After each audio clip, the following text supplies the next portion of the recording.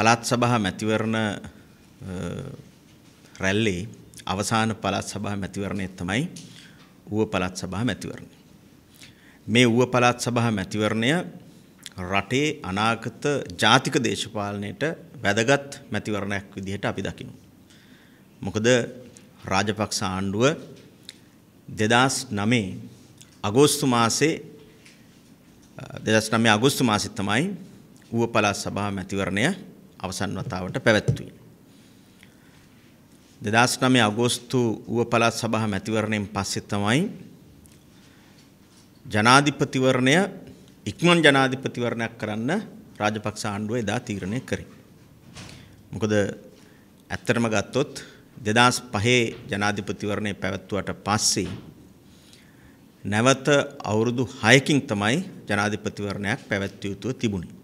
ඒ කියන්නේ 2011.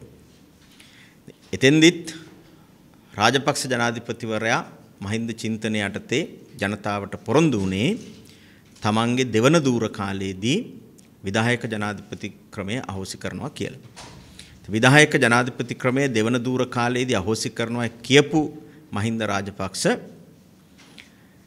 එසේ නොකර 2011 පවත්වන්න තිබිච්ච ජනාධිපතිවරණය 2010ට ගෙනාවා.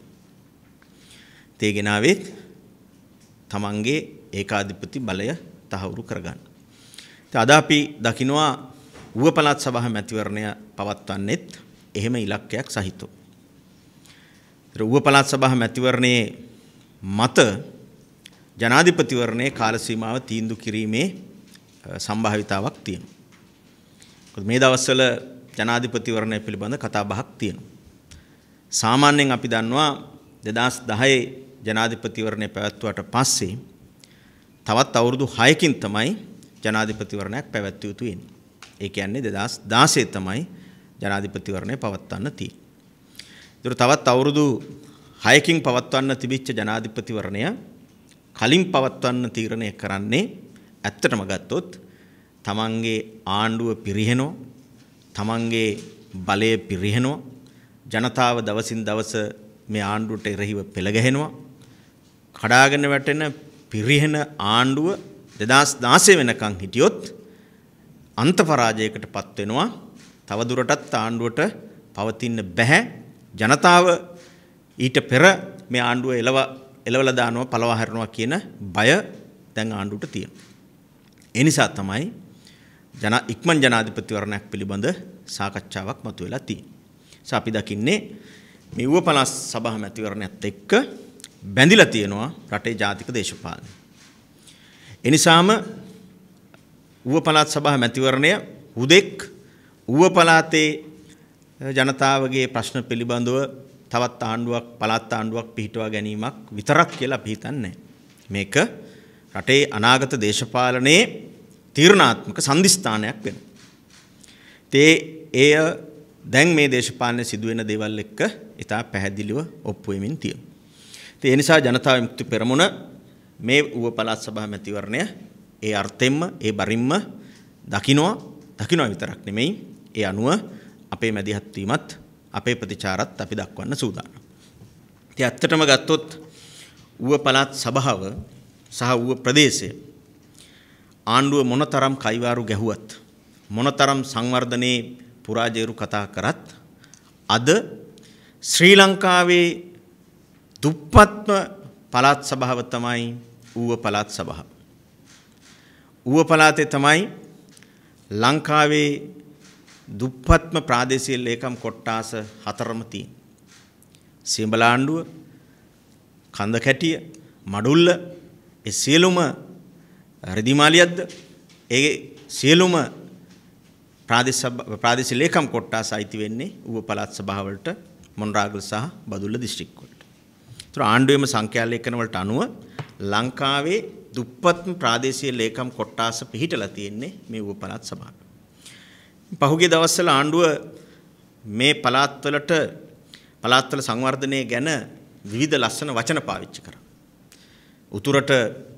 උතුරු නවෝදය, නැගෙනහිර උතුරු වසන්තය, නැගෙනහිර නවෝදය ඒ වගේම ඌවට පාවිච්චි කරේ මහා ලොකුවට කිව්වේ පුබුදුමු වෙල්ලස්ස කියලා. වර්තමාන හිටපු මහ ඇමතිවරයා වර්තමාන නෙමෙයි දැන් ඔහු නැහැනේ නේද? හිටපු මහ ඇමතිවරයා සසේන්ද්‍ර රාජපක්ෂ මහත්මයා ඌව පළාත් සභාවේ මහ ඇමති වුණාට පස්සේ ආරම්භ කරේ පුබුදුම වෙල්ලස්ස මේ ඌව පළාතේ සියලු දෙනාටම මේ තමන්ගේ දූර කාලය තුල බොණ්ඩ වතුර ටික දෙනවා. සියලුම පාසල් වල අධ්‍යාපනය ඉතාමත් උසස් තත්ත්වයට පත් කරනවා. ඒ වගේ ලොකු කතා කිව්වා. නමුත් ආණ්ඩුවේම සංඛ්‍යා ලේඛන වලට අනුව මේ 2013 ආණ්ඩුවේ වාර්ෂික මූල්‍ය වාර්තාව මුදල් අමාත්‍යාංශයෙන් නිකුත් කරපු වාර්ෂික මූල්‍ය වාර්තාව. ඒ වාර්ෂික මූල්‍ය වාර්තාවේ 374 පිටුවේ 374 පිටුවේ ඉතා පැහැදිලිව වගුවක් සටහන් වෙනවා. මේ වගුවේ සඳහන් වෙනවා දරිද්‍රතාවයේ පළාත් මට්ටමේ. එතකොට මෙහි ඌව පළාත තමයි දරිද්‍රතාවය වැඩිම පළාත. 2012-13 වර්ෂයේදී ඌව පළාතේ දරිද්‍රතා මට්ටම 15.4යි. ඌව පළාත දරිද්‍රතා මට්ටමෙන් ඉතා ඉහළ මට්ටමක පවතී. මේ වගුවේ ලියලා තියෙනවා. ඊළඟට ඇත්තටම ගත්තොත් තියෙන උතුරු පළාත 10.9යි, නැගෙනහිර පළාත 11යි, සබරගම් පළාත 8.8යි. කියන්නේ නැගෙනහිර පළාත උතුරු පළාතටත් වඩා අවුරුදු ගණනාවක් යුද්ධයක් පැවතිච්ච නැගෙනහිර සහ උතුරු පළාත් වලටත් වඩා දුප්පත්කම වැඩිම පළාත තමයි ඌව පළාත. එහෙමනම් කෝ මේ පුබුදුම වෙල්ලස්ස? කෝ ඌව පළාතට ගෙනාපු මහා ලොකු දැවැන්ත සංවර්ධනය? ඒවා සම්පූර්ණ බොරුවක්, මිත්‍යාවක් කියන එක ඉතා පැහැදිලිව මේ ආණ්ඩුවේ සංඛ්‍යා ලේඛන වලින්ම ඔප්පු වෙනවා. ඉතින් අර විවිධ නම් වලින් හැඳුන්වුවා මේ එක එක පළාත්වල සංවර්ධනය, උතුරු වසන්තය, රජරට නවෝදය, කඳුරට නවෝදය, පුබුදුම වෙල්ලස්ස, සබරගමු අරුණාලෝකය, වයඹ පුබුදුව, රුහුණු උදානය, බටහිර රන් අරුණ මොන වචන පාවිච්චි කරත් අවසානයේදී ගත්තොත් ඌව පළාත තමයි දරිද්‍රතාවයේ වැඩිම පළාත. ඒකෙදිත් විශේෂයක් තියෙනවා. ඌව පළාතේ බදුල්ල දිස්ත්‍රික්කයේ අතරම ගත්තොත් ජනගහනයෙන් අඩකට ආසන්න ප්‍රමාණයක් වතුකර ජනතාව තමයි ජීවත් වෙන්නේ. ඉතින් වතුකර ජනතාව තමයි මේ රටේ දරිද්‍රතාවයෙන් වැඩියෙන්ම බැට කන ජනතාව. ඉන්න ගයක් දොරක් නැහැ, ස්ථිර නිවාසයක් නැහැ, වැසිකිළියක් නැහැ, බොන්න වතුර ටික හරියට නැහැ, දරුවන්ට ඉස්කෝලේ යවන්න ඉස්කෝල නැහැ, වතුකරේ හොඳ සෞඛ්‍ය පහසුකම් නැහැ, බෙහෙත් ගන්න ස්පිරිතාල නැහැ. තොණ්ඩමන් ඇමතිවරු පළාත් සභාවල එයාලගේ පක්ෂයේ ඇමතිවරු අවුරුදු ගාණක් හිටියා. තොණ්ඩමන් මහත්තයාගේ අක්කාගේ පුතා තමයි සෙන්දීර් තොණ්ඩමන්. ඌව පළාතේ බදුල්ල දිස්ත්‍රික්කයේ ගියවර ඡන්දේ ඉල්ලලා ඒ වතුකර ජනතාවගෙන් වැඩිම මනාප ගත්තා. හැබැයි වතුකර ජනතාව තමයි ඊටාම දුෂ්කර තත්යකට මුහුණ දීලා තියෙන්නේ. බදුල්ල මොණරාගල දිස්ත්‍රික්ක දෙකේ ගත්තොත් ඇත්තටම ගොඩක් තැන්වල තියෙන ලොකුම ප්‍රශ්නය තමයි බොණ්ඩ වතුර ටිකක් නැහැ. මේ මොහොත වෙනකොටත් කලගෙඩි උස්සගෙන, පනිට්ටු උස්සගෙන කිලෝමීටර් 4-5 කරත්ත වලින් මිනිස්සු යනවා වතුර ටිකක් ගේන්න බොන්න. රෙදි හොදන්න නාන්න ගෙදර කටයුතු වලට නෙමෙයි. බොන්න වතුර ටිකක් හොයාගන්න කලගෙඩි උස්සගෙන කිලෝමීටර් 4-5ක් පයින් යන්න වෙච්ච තත්වයක් තියෙනවා. මොණරාගල දිස්ත්‍රික්කයේ තත්වෙත් එහෙමයි. බදුල්ල දිස්ත්‍රික්කයේ බොහෝ තැන්වල තත්ත්වය එහෙමයි. ඒ නිසා තමයි අද අපි කතා කරන මේ එළවලු මේ දවස්වල මිල වැඩි වෙලා තියෙන්නේ. ඒත් ඇත්තටම ගත්තම එළවලු මිල වැඩි වෙන්න එක ප්‍රධාන හේතුවක් තමයි එළවලු වගාවට අවශ්‍ය කරන ජල පහසුකම දෙන්න ඌව පළාත් සභාව මෙතෙක් අසමත් වෙලා තියෙනවා. ඒ නිසා අමිරිස් කිලෝ එක රුපියල් 800-850ට නැගලා තියෙනවා. අද බණ්ඩාරවැල වැලිමඩ එළවලු වගාව බරපතල අර්බුදයකට මුහුණ දීලා තියෙනවා. විශේෂයෙන්ම කලට වෙලාවට වතුර ටික ලබා ගන්න විදිහක් නැහැ. පොහොර ටික නිසි පරිදි ලැබෙන්නේ නැහැ. බීජ ටික ගන්න පුළුවන් තත්ත්වයක් නැහැ. ඒකටත් මේ ආණ්ඩුව අලුතෙන් බීජ පනතක් ගෙනල්ලා තියෙනවා. බීජ තමන් විසින්ම හදාගත්ත ඒ බීජ ඒ ක්‍රමය වෙනස් කරලා බහුජාතික සමාගම් පෝෂණය කරන සමාගම් වලට ඕන විදිහට බීජ ලබා දෙන අලුත් නීති රීති පනවන්න බීජ පනත සකස් කරමින් තිබුණා. ඒ වගේ තත්ත්වයන් තුළ ගොවි ජනතාව අන්ත අසරණ තත්ත්වයට පත් කරලා තියෙනවා. ඒ විතරක් නෙමෙයි. පාරවල් ගැන මහා ලොකුවට කතා කරනවා. අධිවේගී පාරවල්, කාපට් පාරවල්. විශේෂයෙන් බදුල්ල දිස්ත්‍රික්කයේ ඈත ගම්වලට ගත්තොත් මහා දුර බැහැර යන්න ඕනේ නැහැ. ප්‍රධාන පාරේ කොළඹ බදුල්ල ප්‍රධාන පාරේ බෙරගල හන්දියෙන් වැල්ලවායට යන පාර සුද්දකගේ කාලේ හදපු පාර තාම හදලා නැහැ. සුද්ද හදපු පාර අද වෙනකන් ඒ පාර හදලා නැහැ. ඒ නිසා තමයි පහුගිය දවස්වල පක්ෂ ભેදයෙන් තොරව කොස්ලන්ද නිකපොත ලේමස්තොට ජනතාව බෙරගල හන්දියට ඇවිල්ලා මහා දැවැන්ත උද්ඝෝෂණයක් පැවැත්වී කොළඹ බදුල්ල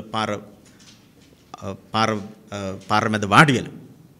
ඉතින් එවැනි තත්වයක් ඌවේ තියෙන. පාරවල් ගැන ලොකුවට කතා කරාට විශේෂයෙන් බදුල්ල දිස්ත්‍රික්කයේ තදට මේ ප්‍රශ්නේ තියෙනවා. ඌව පළාතේ දිස්ත්‍රික්ක දෙකේම ගත්තොත් ඔය කියන කාපට් පාරවල්, ඔය කියන කොන්ක්‍රීට් පාරවල් ඒවා ඈත දුෂ්කර ගම්මානවල නැහැ.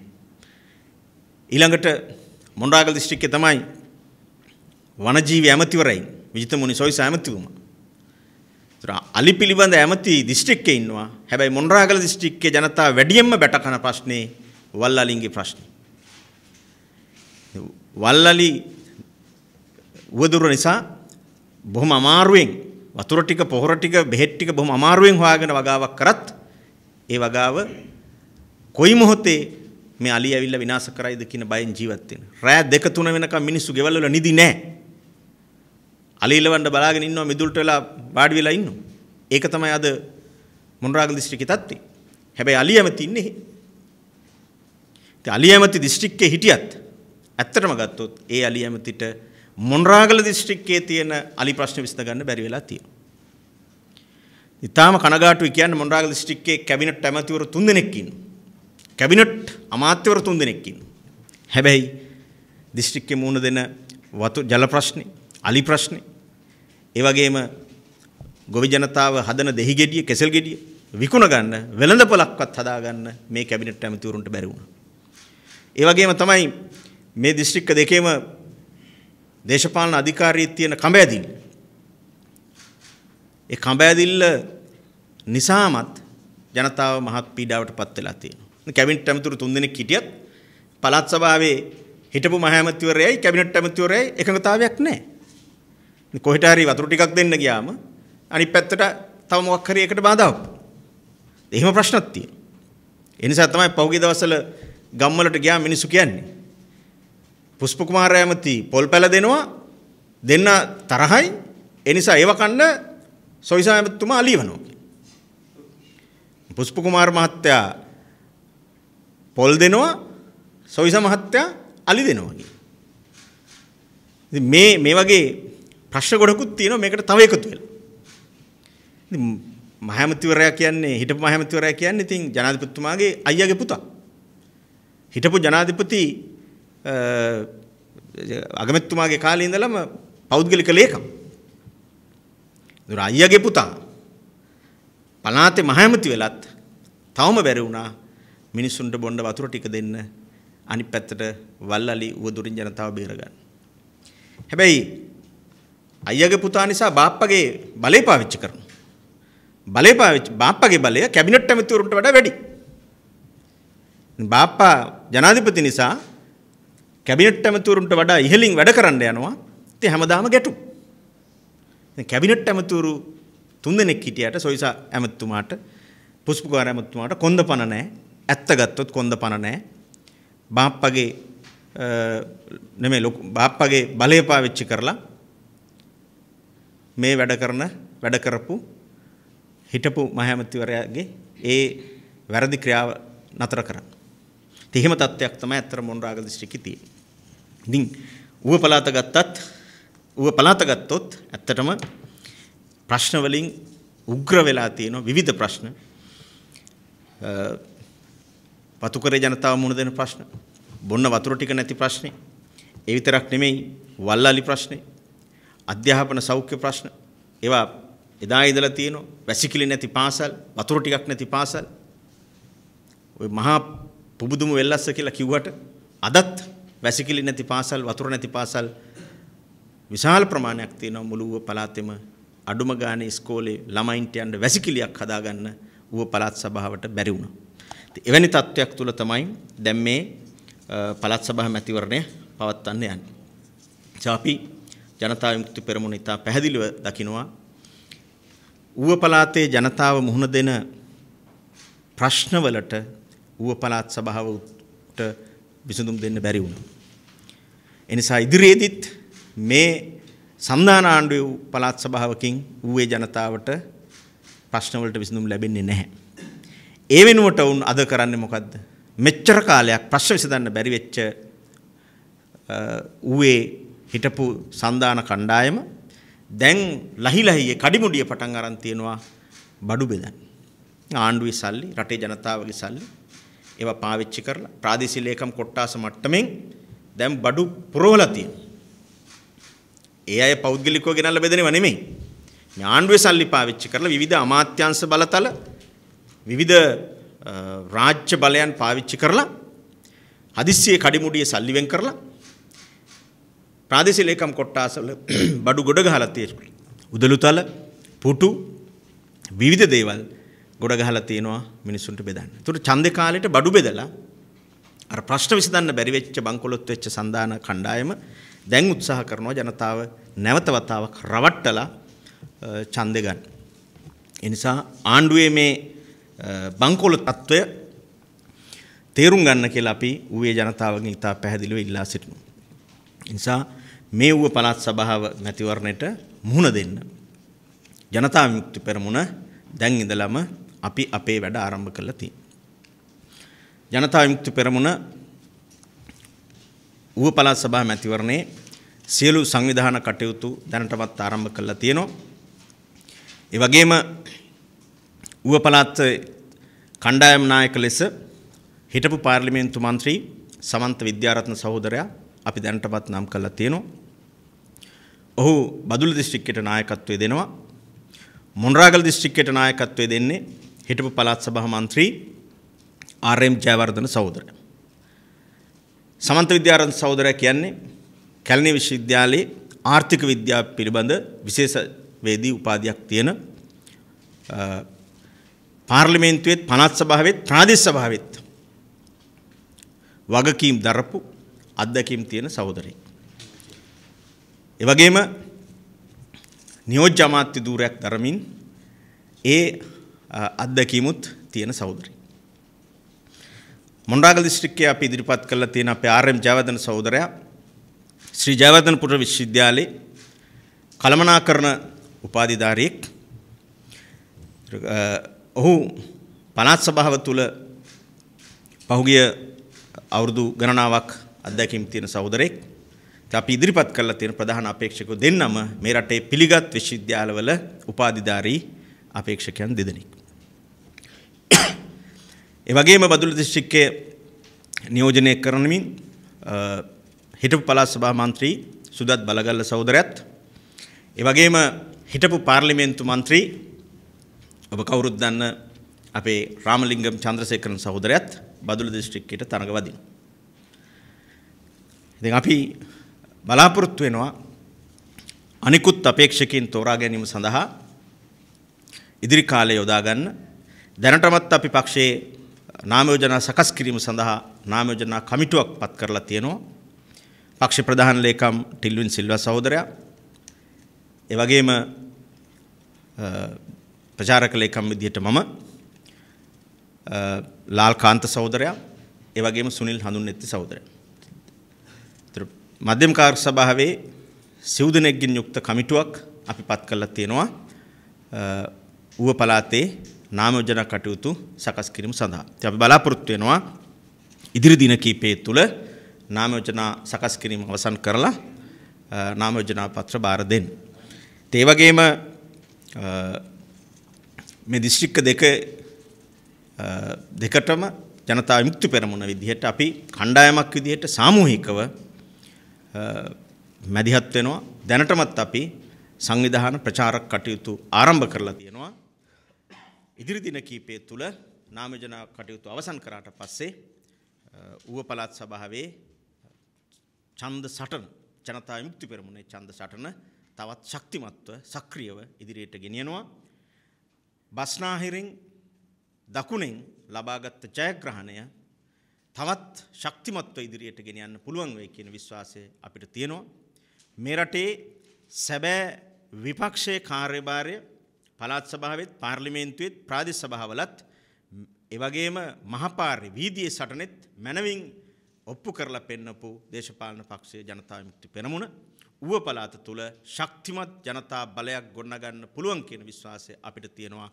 ඒ විශ්වාසයෙන් යුක්තව සමන්ත විද්‍යාරත්න සහෝදරයාගේ නායකත්වයෙන් ඌව පළාත් සභා මැතිවරණ සටන අපි ඉදිරියේ ආරම්භ කරමු. මුස්ලිම් ජනතාව වැඩි ප්‍රමාණයක් තියෙන සමාන ප්‍රමාණයක් තියෙන මේ දවස්වල රාපකින් මහත්මයා බෝධිලට ගිහිල්ලා තොරතුරු ලබා ගැනීම ජනතාවගේ ගැටලුවකට සම්බන්ධව කතා කරගෙන මේ සම්බන්ධයෙන් ඔබතුමාලා මොකද හිතන්නේ මේ ආයතන මුස්ලිම් ජනතාව රාපකිලා ජනතික අරගෙන හිම මොකක්ද ඉතිහාසයේ ඉඳලම අපේ රටේ සිංහල දේශපාලන නායකයින් සිංහල ජනතාව ජාතිවාදයේ ඇවිස්සුවා. දෙමළ දේශපාලන නායකයින් දෙමළ ජාතිවාදයේ ඇවිස්සුවා. ඒ වගේම මුස්ලිම් දේශපාලඥයින් මුස්ලිම් ජාතිවාදයේ ඇවිස්සුවා. ඉතින් ඒ ජාතිවාදයේ අවුස්සලා තමන්ගේ ඡන්ද ගොඩ වැඩි කර ගැනීම අපේ රටට අලුත් දෙයක් නෙමෙයි. ඡන්ද සර්වජන ඡන්දේ බලය ලැබිච්ච දවසේ ඉඳලා සිද්ධ වෙන දෙයක්. ඒ නිසාම තමයි රට තවමත් ජාතික නොසන්සුන්තාවයක පවතින. ජාතිකත්ව අතර ගැටුම් වර්ධනය වෙන්නේ. ඇත්තටම වර්ධනය කරනු දේශපාලන නායකයෝ. තම තමන්ගේ බලවමනාව වෙනුවෙන් ජාතිවාදය පාවිච්චි කරගන්න. ඒ නිසා මුස්ලිම් නායකයින් මුස්ලිම් ජාතිවාදය අවුස්සනවා වගේම සිංහල නායකයින් සිංහල ජාතිවාදයත් අවුස්සනවා. දෙමළ ජාතිවාදීන් ඒක ඒ විදිහටම පාවිච්චි කරනවා. ඉතින් මේ තුනම වැරදි. අපි දකින්නේ මේ තුනම එකසේ වැරදි දෙයක්. නිසා මේ තුනම ප්‍රතික්ෂේප කරන්න ඕනි. කවර හෝ ජාතිවාදයක් තමන්ගේ ඡන්ද ගොඩ වැඩි කර ගැනීම සඳහා පාවිච්චි කරනවා නම් ජනතා විමුක්ති පෙරමුණ එකහෙලාම ඒට විරුද්ධයි. ජාතිවාදය ඡන්ද සඳහා පාවිච්චි කළ යුතු නැහැ. ජාතිවාදය මුළුමනින්ම පරාද කළ යුතු දෙයක්. ජාතික සමගිය තමයි අපි ලබාගත යුතු දේ. ඒ නිසා කවුරු එහෙම උත්සාහයෙන් දරුවත් අපි දකින්න එක වැරදි.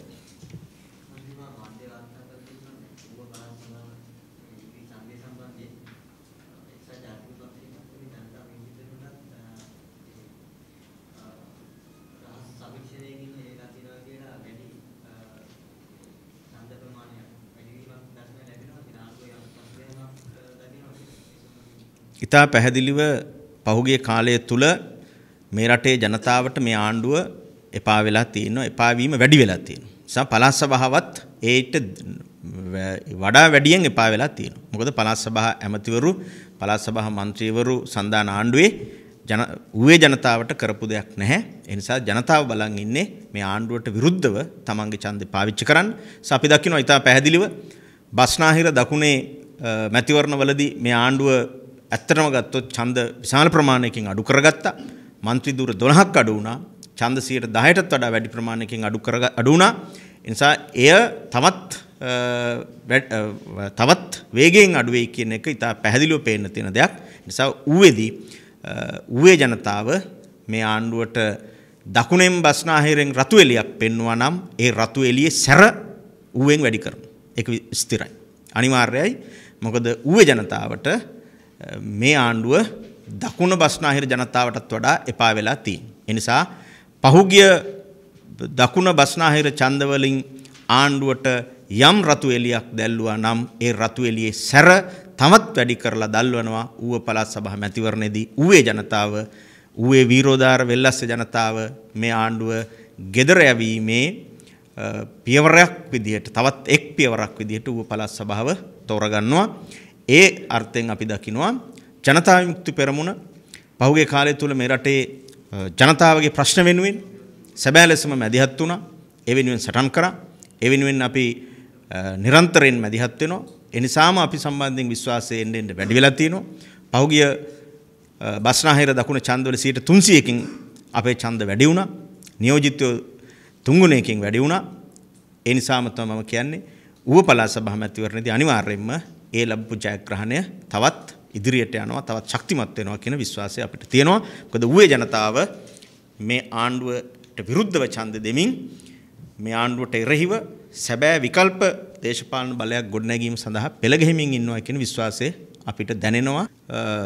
මේ රටේ මේ පවතින සාම්ප්‍රදායික එක්සත් ජාතික පක්ෂය සහ ශ්‍රී ලංකා නිදහස් පක්ෂයේ සාම්ප්‍රදායික දේශපාලන ක්‍රමයන්ට එරෙහිව විකල්ප දේශපාලන ක්‍රමයක් දැන් රටට අවශ්‍ය වෙලා තියෙනවා. ඒ නිසා මැතිවරණ ඉලක්ක කරගෙනම නෙමෙයි මැතිවරණ වලට බොහෝ මෙහා සිටම ඒ සඳහා වෙච්ච විකල්ප ජනතා පෙරමුණක් අවශ්‍යතාවය ඇත්තටම තියෙනවා. ඉතින් අපි දැනටමත් ඒ සඳහා අවශ්‍ය මූලික පියවරයන් තබලා තියෙනවා. වික්‍රමසිංහ මහත්තයාගේ පෙරමුණත් මහින්ද රාජපක්ෂ මහත්තයාගේ පෙරමුණත් දෙකම නියෝජනය කරන්නේ මේ ගඳ ගහන කුණු වෙච්ච පල් වෙච්ච ධනපති ක්‍රමය. ඉතින් ඒ ක්‍රමයට අපේ රටේ ජනතාවගේ ප්‍රශ්න විසඳන්න බෑ. අලුත් සමාජ ක්‍රමයක් අද රටේ ජනතාව ඉල්ලා සිටිනවා. අලුත් සමාජ දේශපාලන ක්‍රමයක විලිරුදාවකින් මේ රටේ ජනතාව පෙළෙනවා. ඉතින් එහෙමනම් ඒ අවශ්‍යතාවය සම්පූර්ණ කරන්න විකල්ප ජනතා බලයක් අවශ්‍යතාවය තියෙනවා. ඒ විකල්ප ජනතා බලය ගොඩනැගීමේ මූලික වගකීම ජනතා විමුක්ති පෙරමුණ දැනටමත් ආරම්භ කරලා තියෙනවා. ඒ සඳහා ශ්‍රී ලංකා නිදහස් පක්ෂයේ, එක්සත් ජාතික පක්ෂයේ, ඒ වගේම මුස්ලිම් කොංග්‍රස්, දෙමළ ජාතික සන්ධාන, විවිධ දේශපාලන පක්ෂ වලට අයිති සිංහල, දෙමළ, මුස්ලිම්, බර්ග, මැලේ සියලු ජනතාවත් එක්ක ඒකාබද්ධ වෙච්ච පුළුල් පෙරමුණක් ගොඩනැගීමේ කටයුත්ත අපි දැනටමත් ආරම්භ කරලා තියෙනවා. එය ඉදිරි මැතිවරණයටත් එහා ගිහිල්ලා මේ රටේ සැබෑ සමාජ පරිවර්තනයක් ගොඩනැගීම දක්වා වෙච්ච ඉම දක්වා ගෙන යන්න අපි අරමුණු කරලා තියෙනවා.